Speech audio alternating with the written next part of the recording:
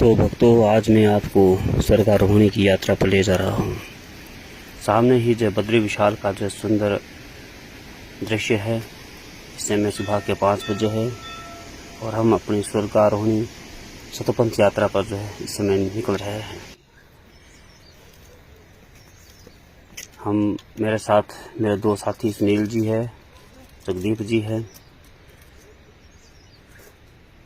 पांडव जब अपना राजपाट छोड़ वनगमन के लिए शतपथ स्वर्गारोहणी को निकले थे, तो उसी से संबंधित यह एक कथा है। सबसे पहले यात्रा में जो है नाग नागिन का जोड़ा आता है। ये सामने ही जो है माणा क्षेत्र है और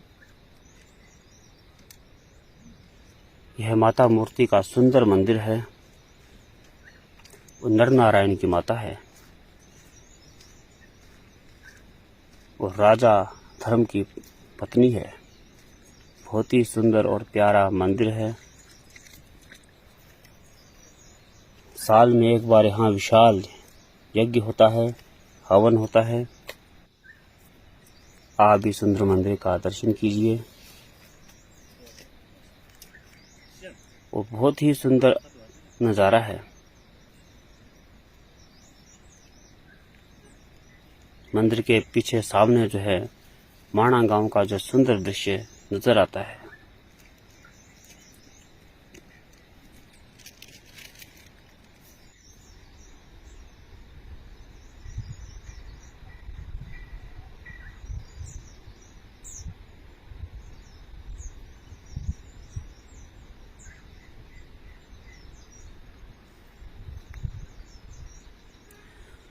बद्रीनाथ में करोड़ों यात्री आते हैं, परंतु शतपथ कोई यात्री ही पहुंचता है।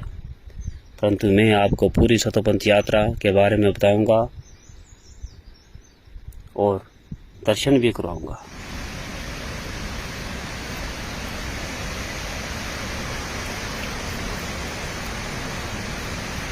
माता मूर्ति का जो मंदिर है वह नारायण पर्वत पर है।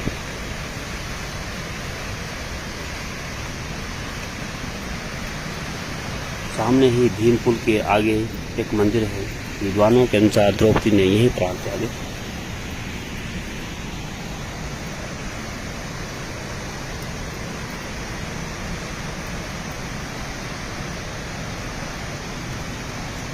रास्ता अलकनंदा नदी के साथ साथ जो है आगे बढ़ता है। एक समय ऐसी स्थिति आ जाती है कि रास्ता अलकनंदा मैया के बहुत नज़दीक पहुंच जाता है और माता का अलकनंदा मैया का इतना तीव्र वेग है कि एक बार तो यात्री यहाँ डर ही जाता है। हमारे साथ एक कुत्ता भी जो है वहीं से माता मूर्ति के मंदिर से जो है हमारे साथ साथ चल पड़ा।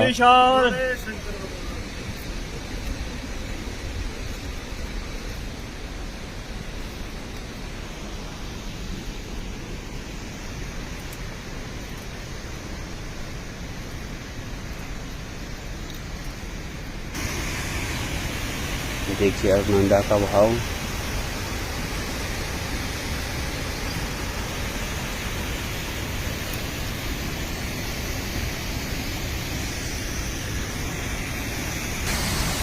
बहुत ही तीव्र है।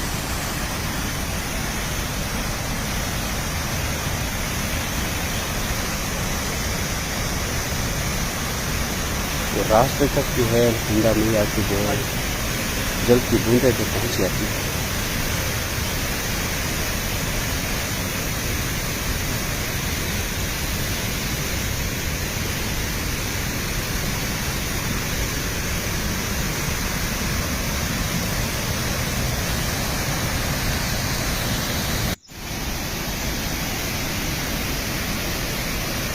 अलकनंदा मैया के दूसरी तरफ जो 5 किलोमीटर पर जो वसुधारा है, ऊपर पहाड़ की चोटियों से मोती बिखेरती हुई धारा जल मोतियों के समान दिखता है। और हवा की झोंकों के साथ साथ हर हर का शब्द करते हुए अष्टवसु की यह पावन धारा है। इतना सुंदर मनोहर झरना कहीं भी देखने को नहीं मिलता है। दुष्ट और पापियों पर इसकी जल की धारा नहीं गिरती है, ऐसा सुना जाता है।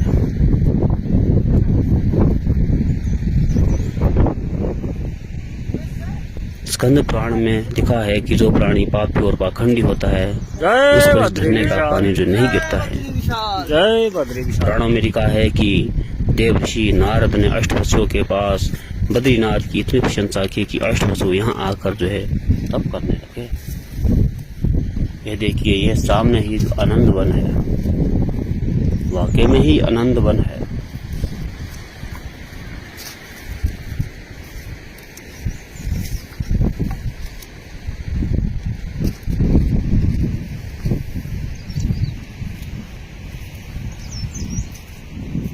यहाँ सभी पौधों में छोटे छोटे फूल खिले होते हैं। कुछ फूल तो 5-6 फुट तक की जो है ऊंचाई तक होते हैं, जिससे सारा वातावरण जो है तरह तरह की खुशबू से महकता रहता है।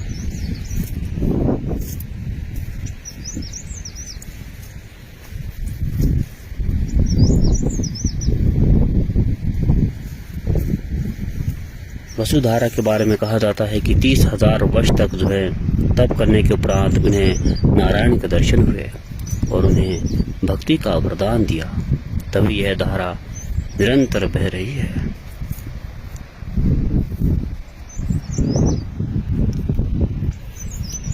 देखिए आनंदवन का सुंदर दृश्य।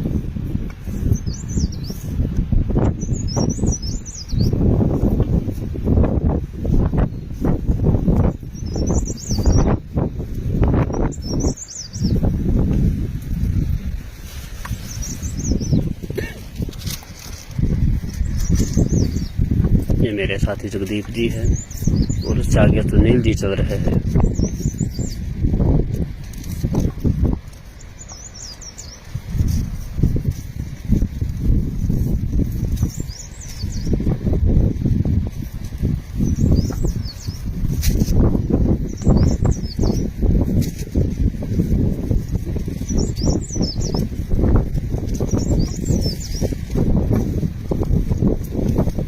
वसुधारा के आगे जो है दाहिनी ओर अलकापुरी आती है, जो कि धन के मालिक कुबेर की राजधानी है। यहाँ यक्ष और गंधर्व किन्नर अदृश्य रूप में रहते हैं।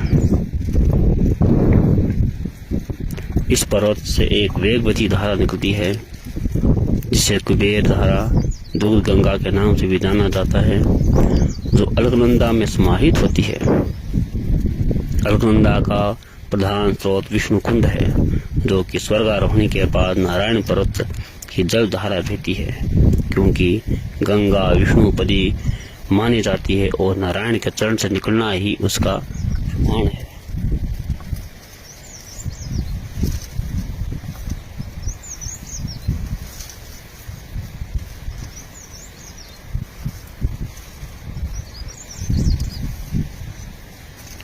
यह आनंद वन जो है काफी क्षेत्रों में फैला हुआ है।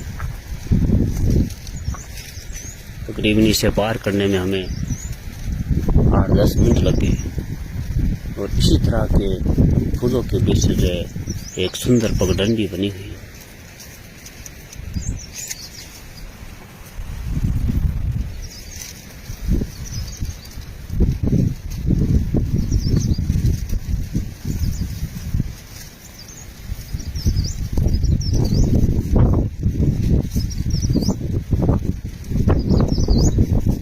देखिए इस फूलों में जो हम आधे से भी ज्यादा जो डूब चुके हैं।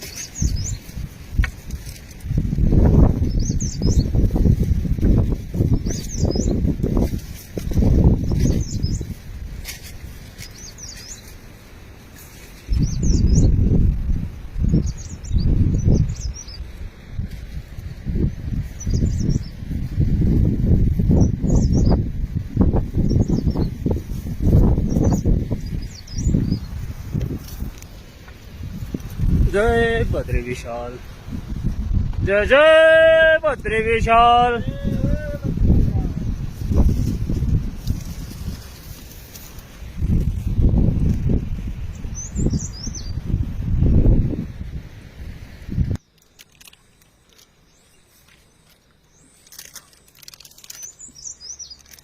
आगे निकलने पर जैसी आनंद वन समाप्त होता है, आगे चमतौली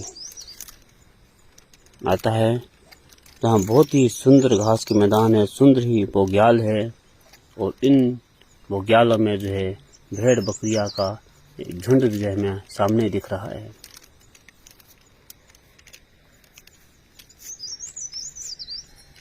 यहाँ कुछ क्षेत्र जो है ये काफी समतल है।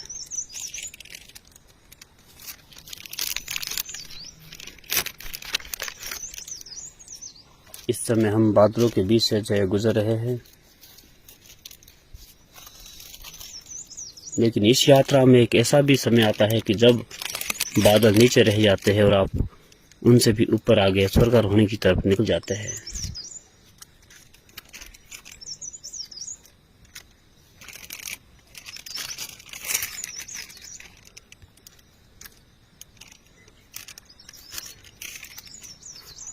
लक्ष्मी वन तक रास्ता जो है पगडंडी से अच्छी है, लेकिन वहां से आगे रास्ता नामात्र का ही समझो, क्योंकि पगडंडी खत्म हो जाती है।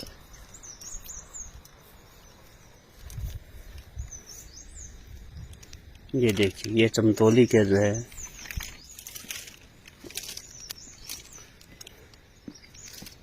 सुंदर घास के मैदान है।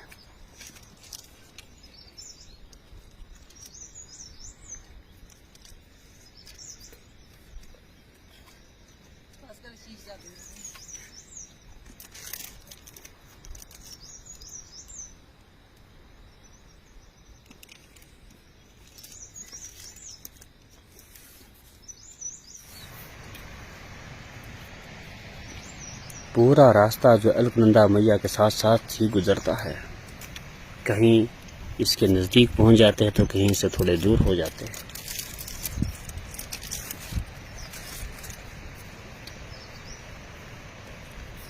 इस समय बादल की वजह से जो है कुबेर पर्वत में ढका है, कुबेर का जिसे मुकुट भी कहा जाता है, लेकिन जो सामने ही जो है जो जल धारा जो निकल रही है वह कुबेर धारा के नाम से ही जानी जाती है, जो कि अलकनंदा में समाहित हो रही है।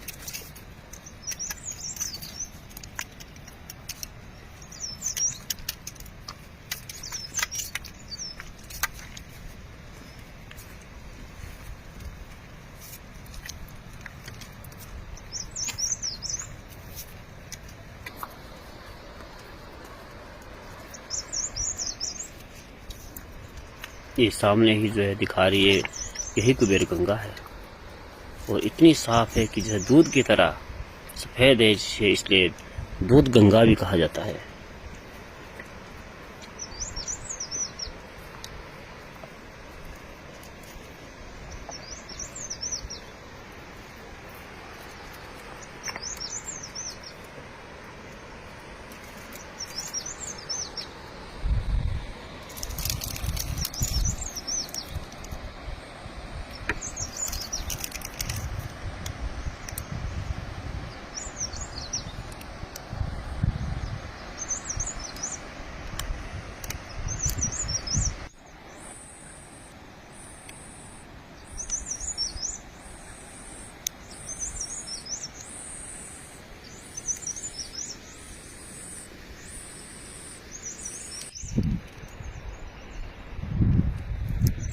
जय बद्री विशाल।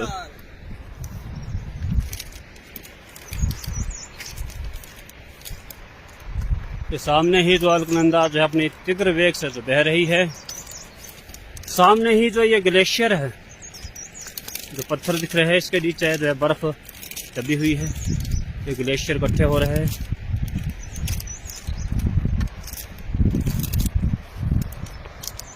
ये सामने ही दूध गंगा बोलते से कुबेर गंगा के नाम से भी जाना जाता है। तो सामने दूर तो ये वसुधारा दिख रही है। कुबेर गंगा जो है कुबेर पर्वत से अलकापुरी से आती है, जहाँ देवताओं का खजाना भी रहता है। कहा जाता है कि देवताओं का खजाना जो है वहाँ पर जो है रखा होता है।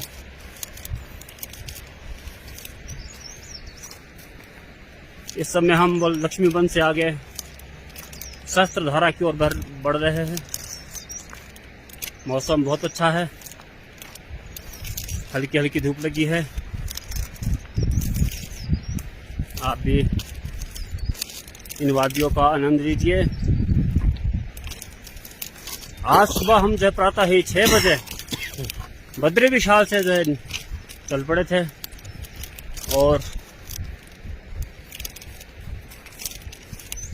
सुबह मौसम कुछ खराब भी था, लेकिन जैसे जैसे हम आगे बढ़ते रहे मौसम भी साफ होता रहा। बद्री विशाल की कृपा हम पर बनी रही और इस समय धूप लगी हुई है।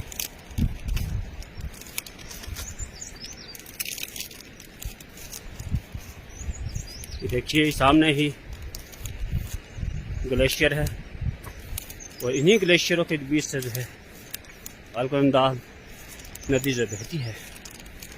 यहाँ से एक मार्ग जो है सतपंथ दिशा की ओर जा रहा है।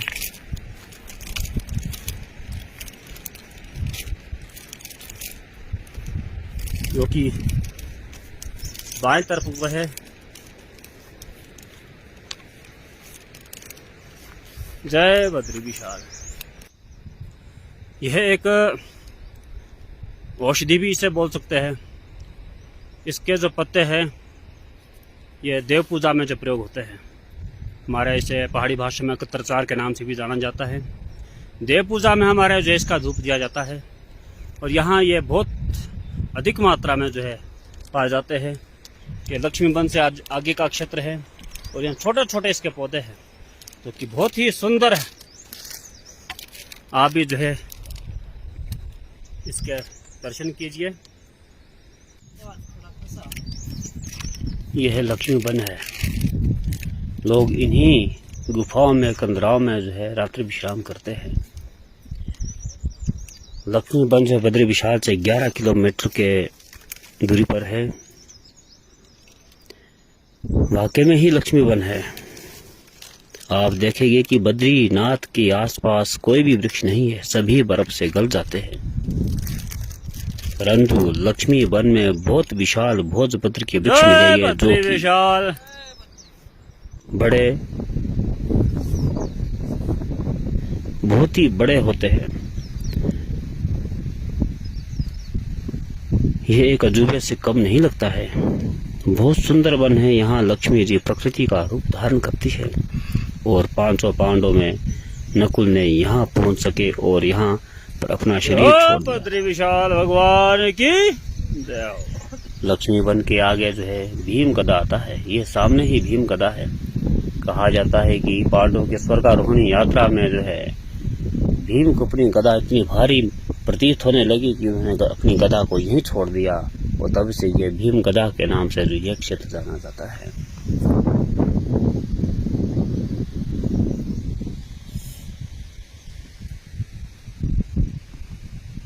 यहाँ से रास्ता जो है काफी मुश्किल होना प्रतीत हो जाता है क्योंकि चढ़ाई भी है और रास्ता भगवान की जय हो। रास्ते में बहुत ही सुंदर सुंदर झरने हैं जिसका मनमोहक दृश्य जो यात्रियों को भा जाता है।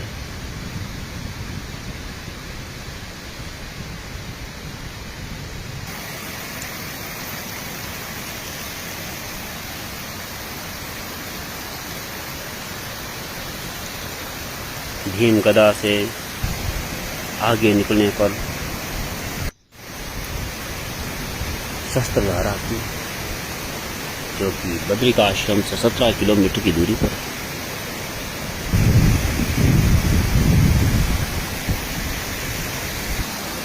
है। यह शस्त्रधारा का जल है जो एकत्रित होकर यहाँ से बह रहा है। इसे पार करने में थोड़ा डर भी लगता है, लेकिन बद्री विशाल के जयकारे करते हुए जो है यात्री जन इसे पार कर लेते हैं। यही बस शस्त्रधारा है जो सामने दिख रही है।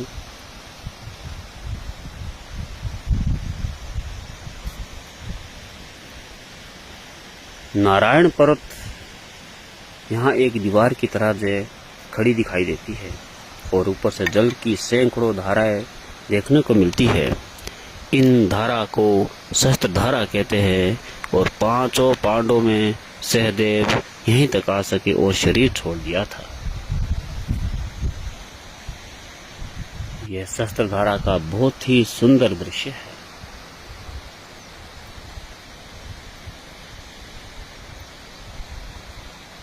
कोई मोटी धारा है तो कोई बहुत ही पतली धारा है, इस पर्वत से निरंतर बहती रहती है। आप भी इस शस्त्रधारा के दर्शन कीजिए, दर्शन का आनंद लीजिए और हमारे साथ बने रहिए। मैं अगले स्थान चक्र तीर्थ की ओर आपको ले जा रहा हूँ।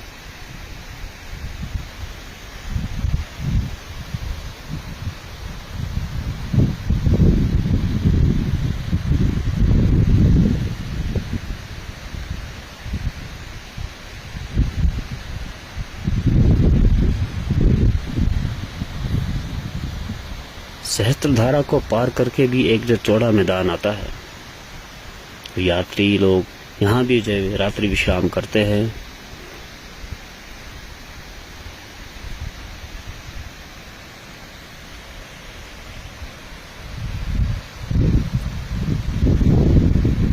यहाँ यात्री अपने साथ जो टेंट आदि लाके जो है उसको लगाते कर विश्राम करते हैं।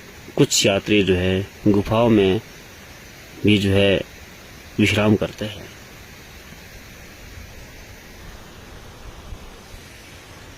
ओ बद्री विशाल भगवान की जय हो, जय हो बद्री विशाल केदार बाबा, यमुना मैया, गंगा मैया, जय हो, जय हो, जय।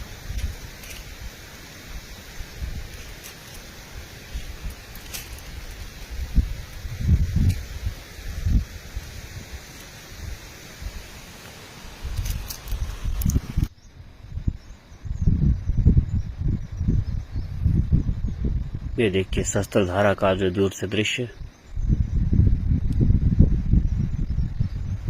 शस्त्रधारा के बाद भी जो है खड़ी चढ़ाई शुरू हो जाती है, जो कि चक्र तीर्थ के लिए है और इसमें एक नाला भी क्रॉस करना पड़ता है जो कि बहुत ही तीव्र गति से बहता है और जिसे पार करने में डर भी महसूस होता है। सुबह के समय जिसमें जल कम होता है, लेकिन जैसे जैसे दिन बढ़ता है इसका जल स्तर भी बढ़ना शुरू हो जाता है। जय बद्री विशाल, जय जय बद्री विशाल।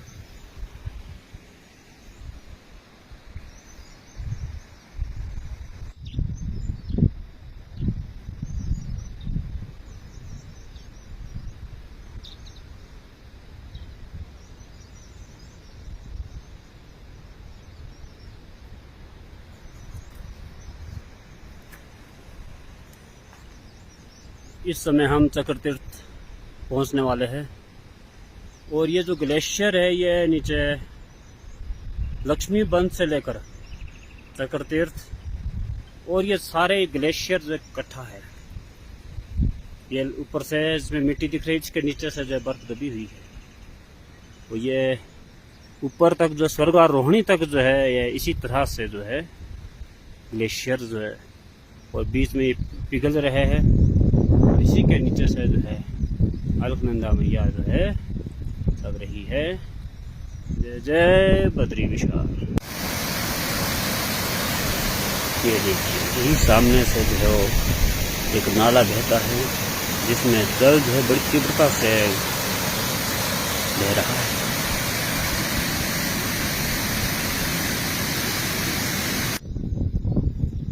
अब हम जो है चक्र तीर्थ पहुंच रहे हैं। सामने ही जो ये चक्र के आकार का गोल सीधा मैदान है और सुंदर छोटी छोटी घास का एक सुंदर बोग्याल है।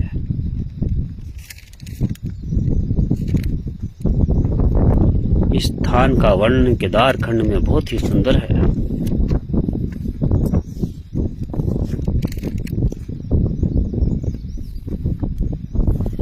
इतनी ऊंचाई पर ये एक सुंदर समतल नाना विराम है। चक्र के आकार का, चारों ओर तालाब के आकार का है।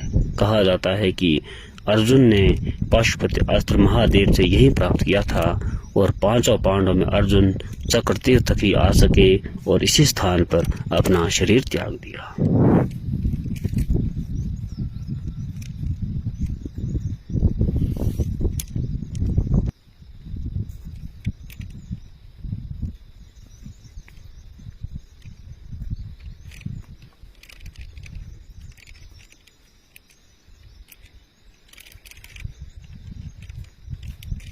चक्र तीर्थ से पार करने में तकरीबन 1.5 किलोमीटर का यह समतल मैदान है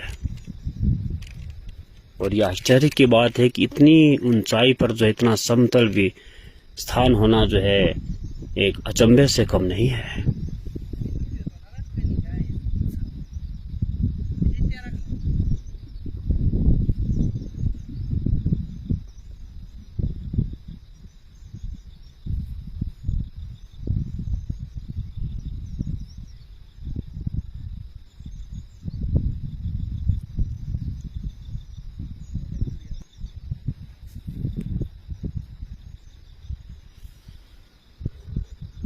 चक्र तीर्थ की खड़ी चढ़ाई जो है यात्रियों को जो है तोड़ के रख देती है।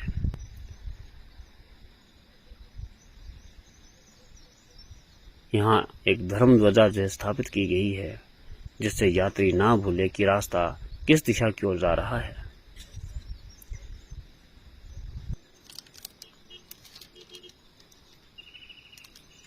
चक्र तीर्थ से आगे जो है सतोपंथ नाम का पवित्र सरोवर आता है, लेकिन यहाँ रास्ता तो है ही नहीं।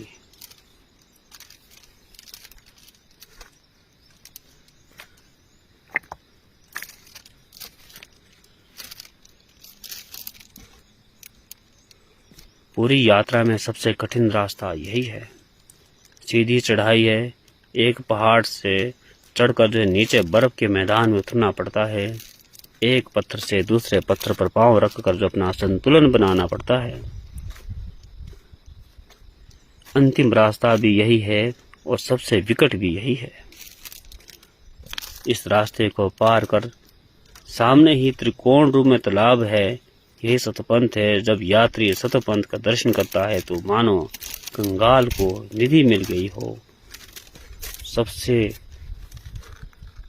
बड़ी बात तो यह है कि यहाँ वही यात्री पहुंच सकता जो सात्विक विचारों का हो, अन्यथा कोई नहीं पहुंच पाता।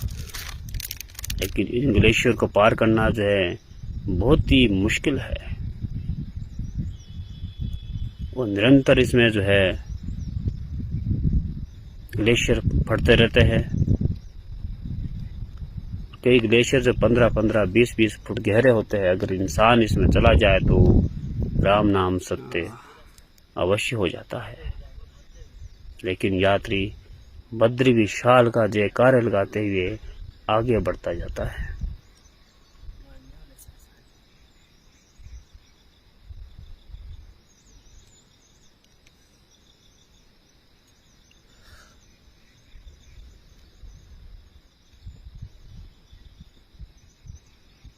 यही त्रिकोण रूप में जो सतोपंथ ताल है।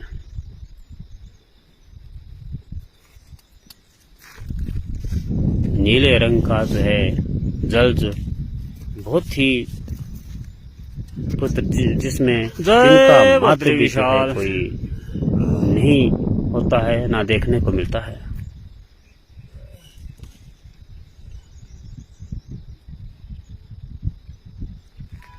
यहाँ सात्विक विचारों के यात्री ही पहुंच पाते हैं, नहीं तो रास्ते से ही वापस हो जाते हैं।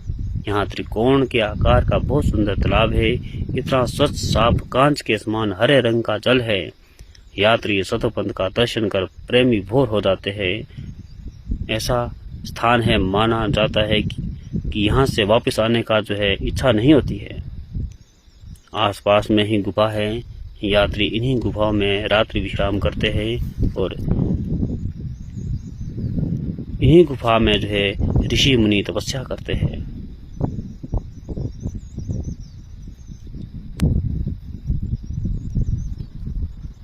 स्कंद पुराण में लिखा है कि एकादशी को ब्रह्मा विष्णु महेश तालाब में तीनों कोनों पर स्नान करते हैं और पीछे सभी ऋषि मुनि और देवता भी स्नान करते हैं।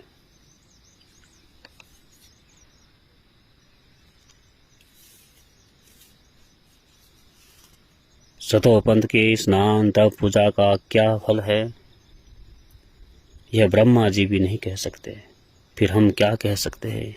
यात्री यहीं तक जाते हैं और 5 पांडवों में से भीम यहीं प्राण त्याग दिए थे।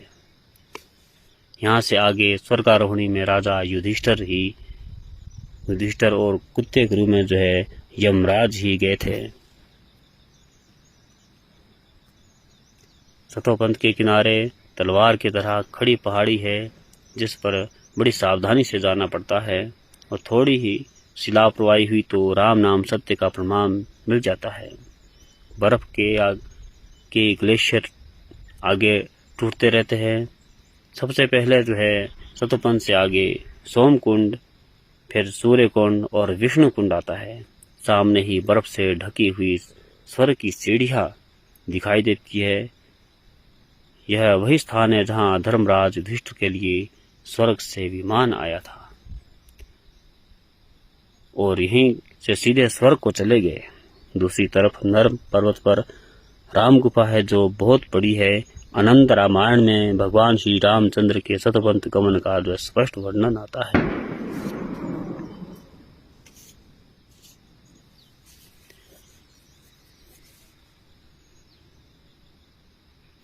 यह सुंदर सतोपंथ ताल है। आप भी इस ताल के दर्शन कीजिए और हमारे साथ बने रहिए। इसके बारे में मैं और आगे आपको विशेष जानकारी दे रहा हूँ। आप हमारे साथ इसी वीडियो में जो है इसी तरह से बने रहे।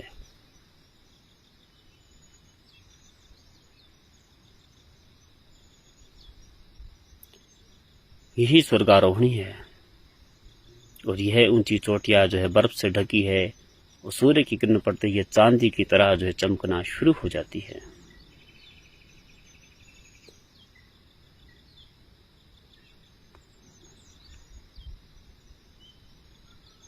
लक्ष्मीबन से स्वर्गारोहणी तक 15 किलोमीटर का जो लंबा ये ग्लेशियर है, इन्हीं ग्लेशियरों के नीचे से जो है माँ अलकनंदा बहती रहती है जो कि लक्ष्मीबन के पास जो है प्रत्यक्ष प्रकट हो जाती है।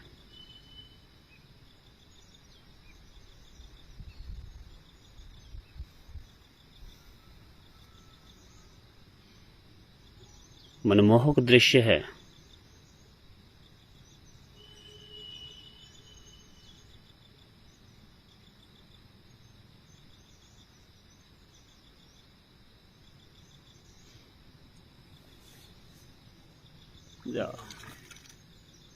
नारायण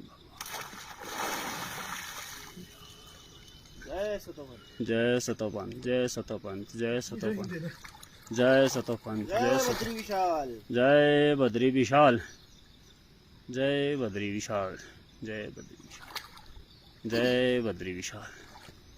यात्री यहाँ स्नान करके जो है अपने आप को धन्य मानते हैं। जय बद्री विशाल, जय बद्री विशाल, जय जय बद्री विशाल, जय जय बद्री विशाल, जय जय बद्री विशाल, जय बद्री विशाल, जय बद्री विशाल, जय बद्री विशाल, जय बद्री विशाल। वाह वाह वाह।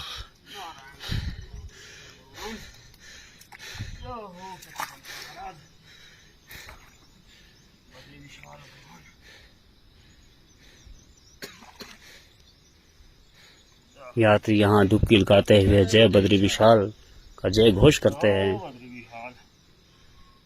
अपने देवी देवताओं का जो है यहाँ स्मरण करते हैं, पितरों का स्मरण करते हैं, त्रिदेवों का स्मरण करते हुए डुबकी लगाते हैं।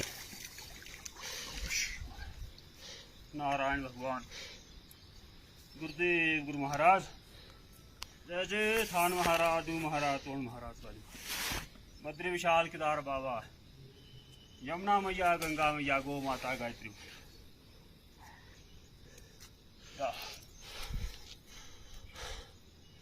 नारायण भगवान,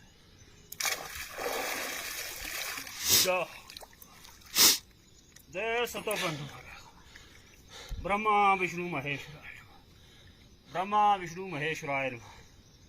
ब्रह्मा विष्णु महेश्वराय नमः। समस्त इष्टोराध्याय नमः। जय जय भगवान। बद्री विशाल की धार यमुना मैया, गंगा मैया, धार देवी, राजराजेश्वरी देवी, नंदा देवी माता, कोटि कोटि प्रणाम, कोटि कोटि कोटि कोटि प्रणाम। जय हो। पितृ महाराजाय नमो नमः। पितृ महाराजाय नमो नमः। जय हो। जय हो। स्नान करने से यात्री की यहाँ सारी थकावट जो है जाती रहती है।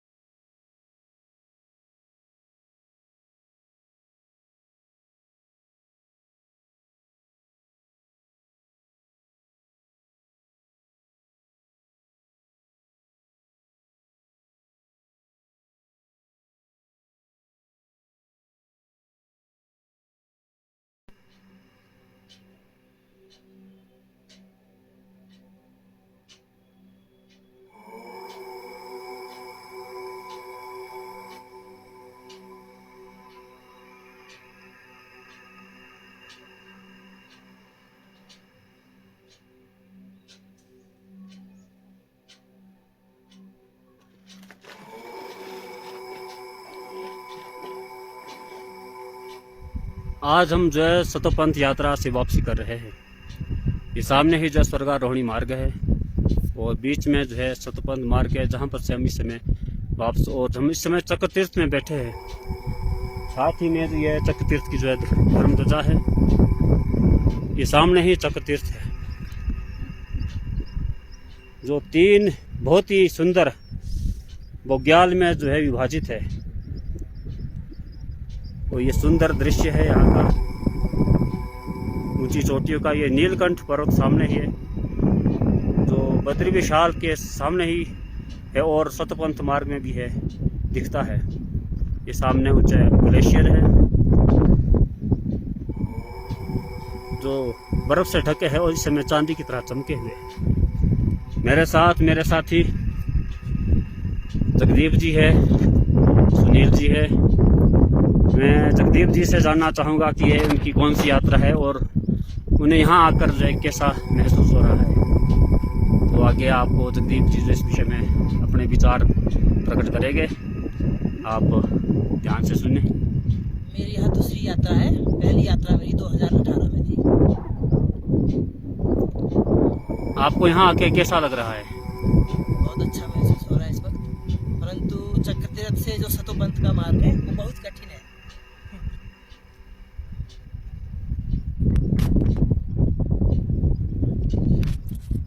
और क्या आप बताना चाहेंगे यहाँ के बारे में कि आप यहाँ आना चाहिए, नहीं आना चाहिए? बिल्कुल आना चाहिए, पर पहले अपने आप को इस तरह प्रिपेयर करना होगा कि आप यहाँ पर हाइट में तो ऑक्सीजन बहुत कम होता है, जैसे सांस लेने में प्रॉब्लम आती है,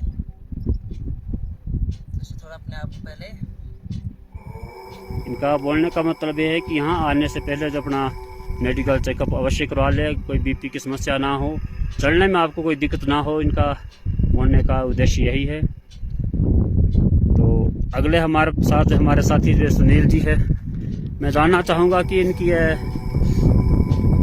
हमारे साथ इसको पहली यात्रा है, फिर भी ये खुद अपने मुखार बिंद से कहेंगे कि ये इनको यहाँ आके कैसा। जय बद्री विशाल। जय बद्री विशाल। मेरा नाम सुनील शर्मा है और मेरी ये यात्रा जो सतोपंथ की है वो पहली यात्रा, पहला अनुभव है। ऐसा पहले यात्रा की है हमारे चुटेश्वर महाराज की, वो एक टफ है थोड़ी, पर ये कुछ ज़्यादा टफ है। और ये जो अपनी चढ़ाई लगती है चक्कर तीर्थ से लेके, ये थोड़ी ज़्यादा टफ है। यहाँ पे थोड़ी दिक्कत आती है, ऑक्सीजन की भी दिक्कत है। और यहाँ से आगे जो है सतोपंथ की लिए भी थोड़ा थोड़ा सीधा सीधा है, ऐसा मतलब है थोड़ी टफ है। शेर के बीच से जाना पड़ता है, थोड़ा सा दिखाई है। और वो मतलब इतनी टफ भी नहीं कह सकते और इतनी आसान भी नहीं कह सकते हैं। तो इसलिए जो भी यंग जनरेशन जो भी आना चाहे तो अपना पूरा मतलब अपने साथ सामग्री खाने की लेके आए और अपना सिलेंडर भी लेके आए जो ऑक्सीजन का होता है। और बाकी तो आवश्यकतानुसार जो भी सामग्री है वो जरूर लेके आए, अपना मेडिकल चेकअप जरूर करा के आए यहाँ पे, और यात्रा पे जरूर आए। बहुत अच्छी यात्रा है। और जो सतोपंथ का जो ताल देखा है वो तो क्या होता है। जय बद्री। जय बद्री विशाल जी।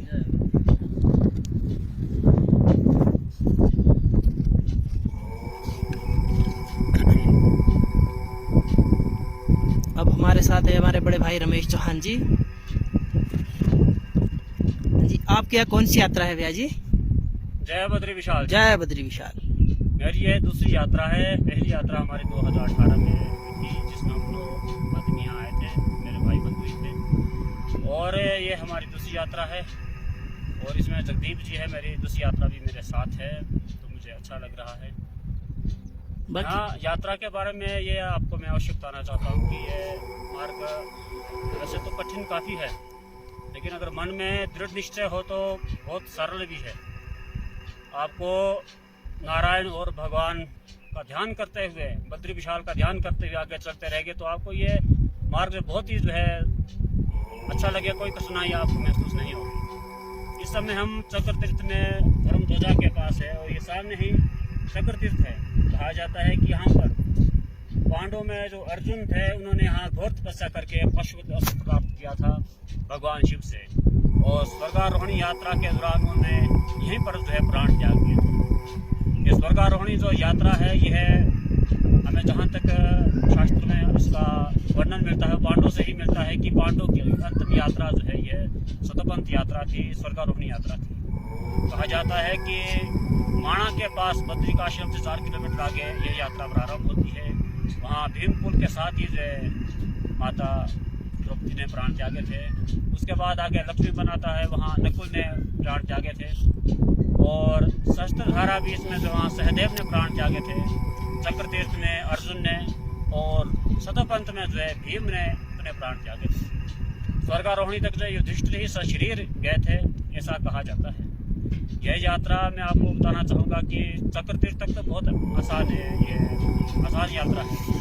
चक्र तीर्थ के आगे थोड़ा सा दृश्य दिखाएंगे तो उबड़ खाबड़ है, इसमें रास्ता तो है ही नहीं है। पत्थर पे एक पत्थर से दूसरे पत्थर का छलांग लगानी पड़ती है, और नीचे ग्लेशियर है, पानी बह रहा है, थोड़ा इसमें बड़े ध्यान से चलना पड़ता है।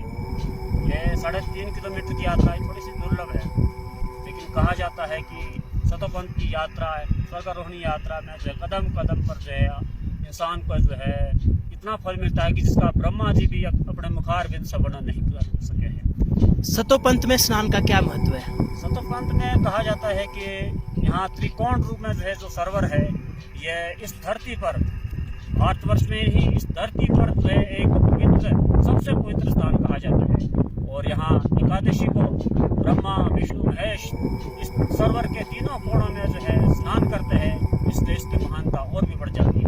और त्रिदेवों के स्नान के बाद सभी देवता जो है स्नान करते हैं, ऐसा शास्त्रों में वर्णित है। और यहाँ के जो फल के बारे में ब्रह्मा जी ने कहा है कि बद्रिकाश्रम में जो है 10,000 वर्ष का फल मिलता है एक दिन की तपस्या से या एक बार माला पीने से। लेकिन सतोपंथ में कहा जाता है कि एक माला या जब तक का जो है लाखों गुना फल मिलता है, ऐसा शास्त्र में वर्णित है। और आगे वहाँ से सतोपंथ से आगे सोमकुंड है, सूर्यकुंड है, विष्णु कुंड है और फिर सतोपंथ है। कहा जाता है कि विष्णु कुंड से ही अलकनंदा माता जो है बहती है, जो कि कहा जाता है कि बहुत ही लंबी नदी है। और इसी नदी में आगे सबसे पहले केशव प्रयाग आता है, जहाँ माणा के पास जो है सरस्वती नदी इसमें विलीन हो जाती है। थोड़ा आगे जाने पर नीचे पंच प्रयाग में जो है विष्णु प्रयाग आता है, जिसमें धौली गंगा और अलकनंदा का पवित्र संगम होता है। थोड़ा आगे जाने पर जो है नंद प्रयाग आता है, जहाँ नदांकनी और अलकनंदा का पवित्र संगम है। और आगे जाके जो है कर्ण प्रयाग आता है। कर्ण प्रयाग में अलकनंदा और पिंडार गंगा का जो है बहुत ही अच्छा सुंदर संगम होता है, जिसे कर्ण प्रयाग के नाम से जाना जाता है। थोड़ा आगे जाने पर जो है रुद्रप्रयाग में जो है जो संगम है वो अलकनंदा और मदांकनी नदी का है, जो कि केदारनाथ से आती है, और भी बहुत ही पवित्र संगम है। जो लास्ट में जो संगम हमारे पास पड़ता है वो देवप्रयाग है। देवप्रयाग में अलकनंदा और भागीरथी, जो कि गंगोत्री गौमुख धाम से चलती है, वहाँ इनका मिलन होता है, संगम होता है। और ये पंचप्रयाग जो है इस तरह से है।